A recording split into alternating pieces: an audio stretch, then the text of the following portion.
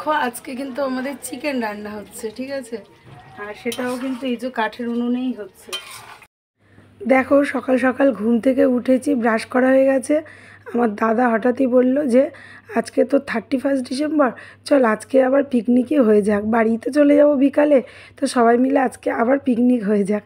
তো আমাকে বলল যে তুই বাজারে যা। আর আমার না খুব একটা বড় বাজারে যেতে ইচ্ছা করে না, মানে যেখানে অনেক মাছের দোকান টোকান থাকে সেই সব জায়গায় আমি মানে যেতে খুব একটা পছন্দ করি না, যাইও না।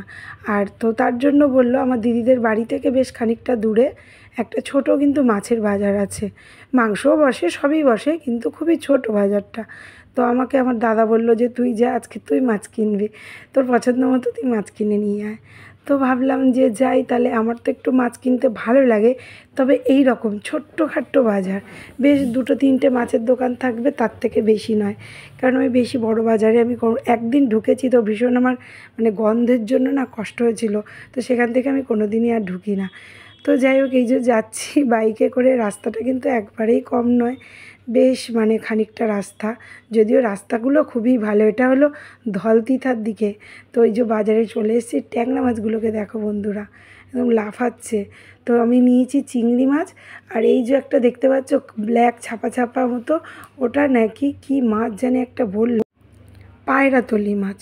তো যাই হোক ওই মাছটা নেওয়া হয়েছে, আর পার্শে মাছ নেওয়া হয়েছে, নিয়ে বাড়িও চলে এসেছি। আর এদিকে দিদি বৌদি এরা তরকারি কাটাকাটি করতে বসে গেছে। মোচা, একটা বড় মোচা ছিল, তো মোচা দিয়ে চিংড়ি মাছ দিয়ে হবে, আর কচু দিয়ে মাছ হবে।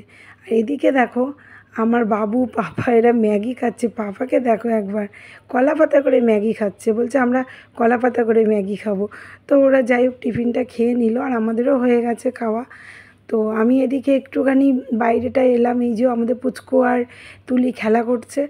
তো আর তুলি জানো তো, তুলিকে তো তোমাদের বলেছি, খালি বলবে ও মাসি মাসি তুমি কোথায়।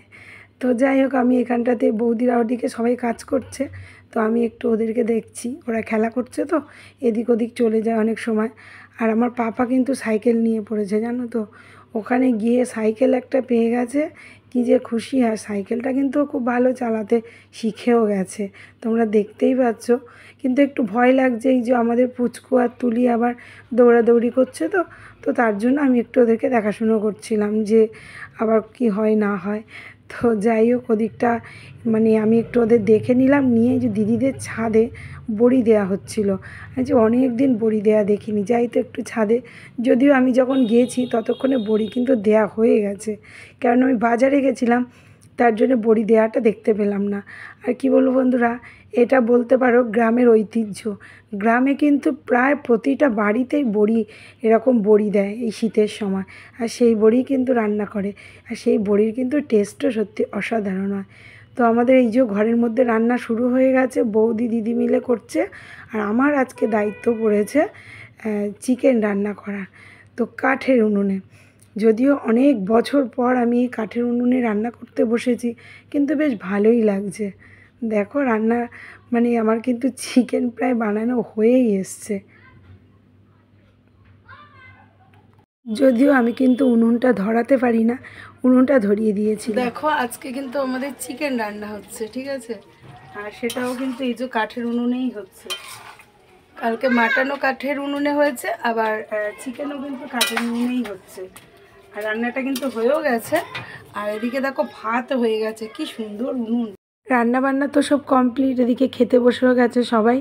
আর রান্না কি হয়েছিল বলো তো, মোচা দিয়ে চিংড়ি মাছ দিয়ে হয়েছিল, কচু হয়েছিল মাছ দিয়ে, আর হয়েছিল এদিকে চিকেন কষা, আর টক পালংয়ের চাটনি। জানো তো টক পালংটা তোমাদের দেখাতে পারলাম না, খুব সুন্দর কিন্তু লাগে খেতে, ওটার চাটনি হয়েছিল। এবার খাওয়া দাওয়া করে নিয়ে আমাদেরকে আবার সন্ধ্যের মধ্যে বেরিয়ে পড়তে হবে বাড়িতে যাওয়ার জন্য।